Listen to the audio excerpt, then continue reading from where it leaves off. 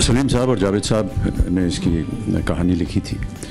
मैं उनके साथ जंजीर में काम कर चुका था और वो हाल ही में रिलीज़ हुई थी।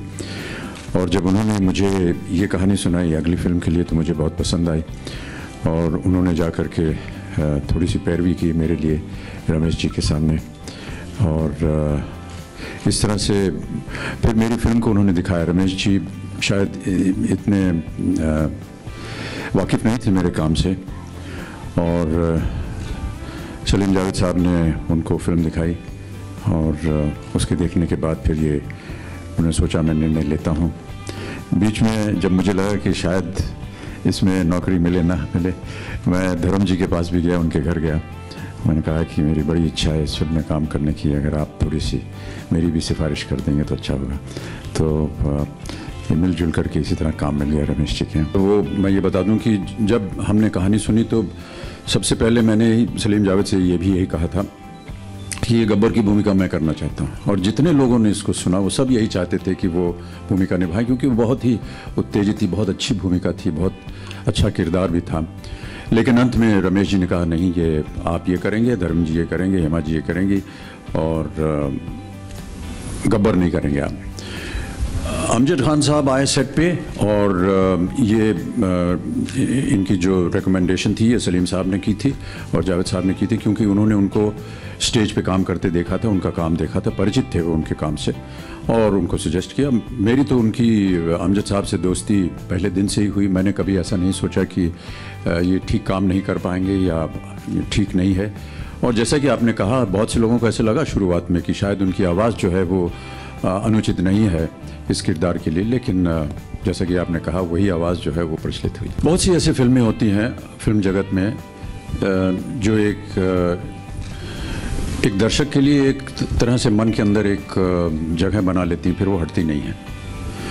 ऐसा मान लेना कि उसके बाद ये दयनीय दशा हो गई, ये तो मैं नहीं मानना चाहूँगा, क्योंकि बहुत से नए कलाकार आए, निर्देशक आए, निर्माता आए और बहुत सी अच्छी अच्छी फिल्में भी बनी।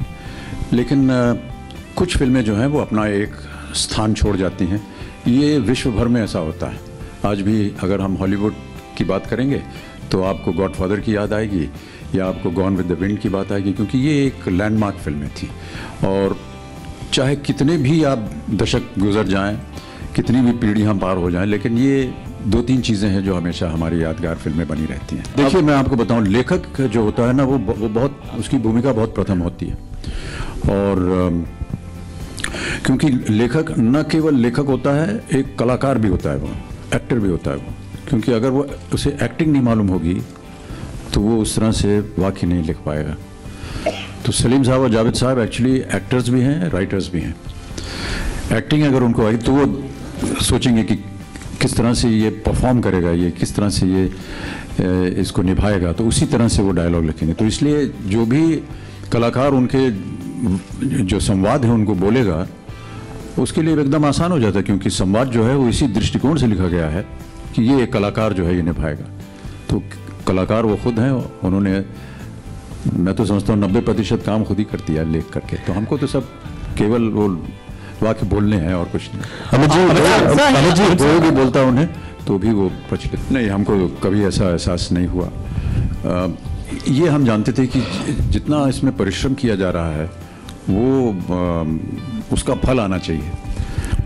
और क्योंकि आपने ये पूछा है तो अचानक मुझे याद आया, और क्योंकि हम अमजद भाई की बात कर रहे थे, मेरा ख्याल है कि एक सीक्वेंस में जहां हम एक्शन कर रहे थे वो ब्रिज के ऊपर, अमजद भाई और मैं, और कुछ एक्शन हुआ और कुछ अच्छा सा हुआ एक्शन, कोई गिर गया, कोई फट गया, कोई बम फट गया, ये हो गया। तो मुझे आज भी याद है अमजद भाई ने कहा था, शॉटी यार क्या फिल्म बन रही है यार ये।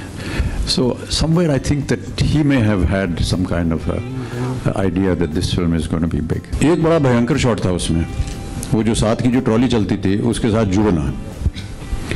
तो वो ट्रॉली जो थी वो रमेश जी ने एक कैमरा वैन में उसको बांध दिया था और उसी के पीछे कैमरा जो था वो कैमरा वैन में था और उसके सामने ये वो छोटी ट्रॉली थी, साइड कार जिसको बोलते हैं, और मैं फटफटिया चला रहा था। तो और आना था बहुत दूर से, अच्छा, उस ज़माने में वॉकी टॉकी वगैरह नहीं होती थी, तो इतनी दूर से वो प्लेबैक साउंड जो था वो हमको सुनाई नहीं देता था। तो पहले हम लोग आए पटपटिया के पास, ये अपना जहाँ कैमरा वैन थी, वहाँ गाना सुना, उसका रिदम सुना, ऐसे ही गाते गाते गाते फटफटिया चलाते हम बहुत दूर चले गए और गाते रहे। फिर वहाँ से जब सिग्नल हुआ तो हम लिप सिंक भी करना था, गाना भी था और इसके साथ जुड़ना भी था। और एक ऐसी 2 गलियाँ थी, उसके बीच में से एक गली को लेकर के आना था, और वो टाइमिंग ऐसी होनी चाहिए कि जैसे ही ये कैमरामैन एक जगह पर आए वहीं पर हमको जुड़ना था, क्योंकि वो फोकस वगैरह वहीं लिया गया था। तो सर हो गया किसी तरह, अमित जी वहाँ से चले, गाना भी सही हो गया, मुद्राएं भी ठीक हो गई और आकर के जुड़ भी गया। अमित सर, और पहले ही टेक में हुआ वो।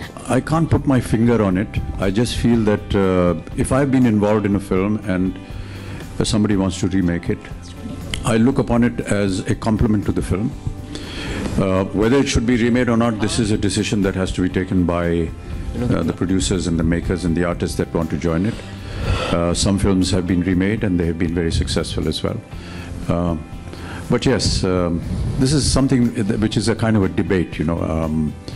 In a way it is complimenting the original, in a way it is saying don't touch the original because that was the best.